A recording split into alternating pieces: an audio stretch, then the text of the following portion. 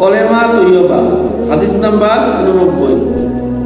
হযরত আবু হুরায়রা রাদিয়াল্লাহু তাআলা আনহু রাসূলুল্লাহ সাল্লাল্লাহু আলাইহি ওয়াসাল্লাম হইতে বর্ণনা করেন যে তিনি ইরশাদ করিয়াছেন, আল্লাহ তাআলার নিকট নাফরমানদের জন্য যে শাস্তি রহিয়াছে, মুমিন বান্দা যদি তাহা সঠিক রূপে জানিত তবে কেউই তাহার জান্নাতের আশা করিত না।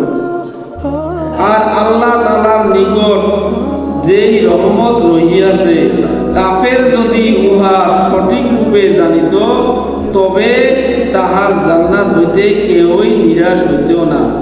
মহতরম দোস্ত বুজুর্গ, আমরা যখন হাদিসের মধ্যে নবীজির নাম শুনি তখন নবীর উপর দুরূদ শরীফ পড়ি।